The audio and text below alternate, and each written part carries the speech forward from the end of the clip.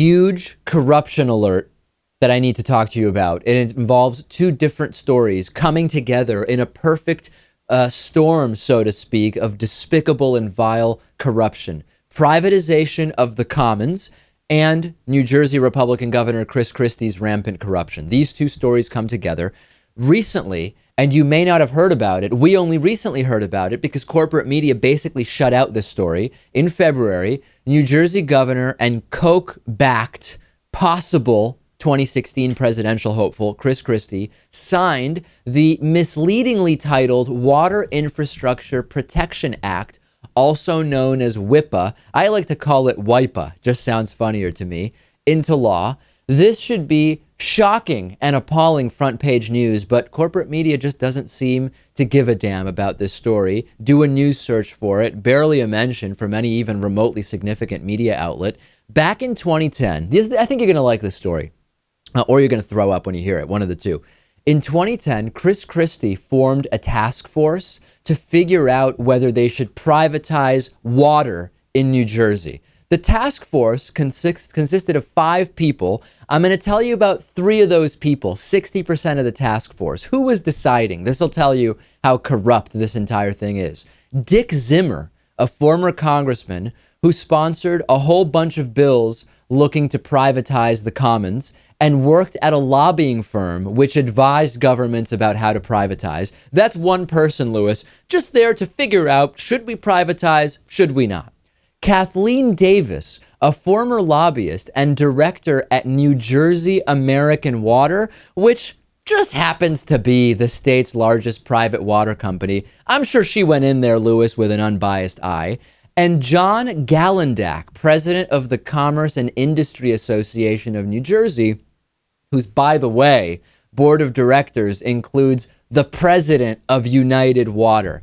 Not surprisingly, it turns out that passing this bill benefits private water companies that have ties to Chris Christie. American Water and United Water sit on the board of directors at Choose New Jersey, which is a tax-exempt organization that Chris Christie's office created back in 2010 to help sell New Jersey as a sort of business-friendly state. They pay a bunch of Chris Christie's travel expenses.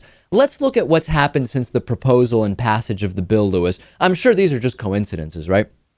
The stock price of American Water Works has increased about 30%. Union Water's stock is up about 36%. And in addition to water companies being on the board of Choose New Jersey, there are a whole bunch of other companies that benefit from privatization, including food companies, which have private label bottled water, and all sorts of other companies. Interesting note, New Jersey is the only state that requires bottled water to have an unnecessary expiration date on the bottle. Water doesn't expire, but you know, Lewis, you put an expiration date on that bottle, all of a sudden people are going to say, hey, I didn't drink this water. I'm just going to go buy more water because my water expired. This is rampant corruption. This is utter distressing insanity.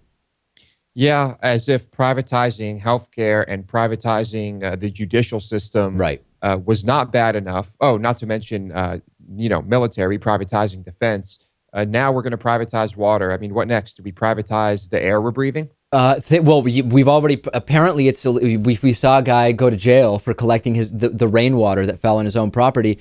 If water is privatized, its price and availability would be subject to market fluctuations. Look at the drought in California, for example.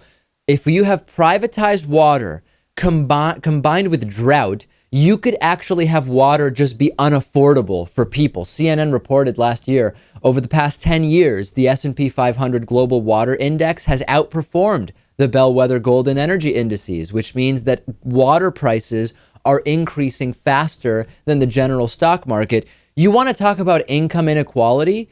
Privatize water and combine it with what we're expecting in terms of drought.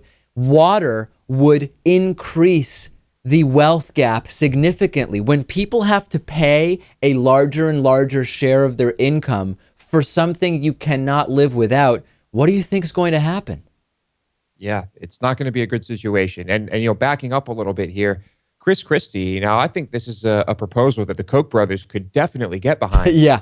So, Scott Walker may have his work cut out for him here. Democrats and Republicans similar on many issues, but if I say to you, let's privatize water, we all know which political party that's associated with.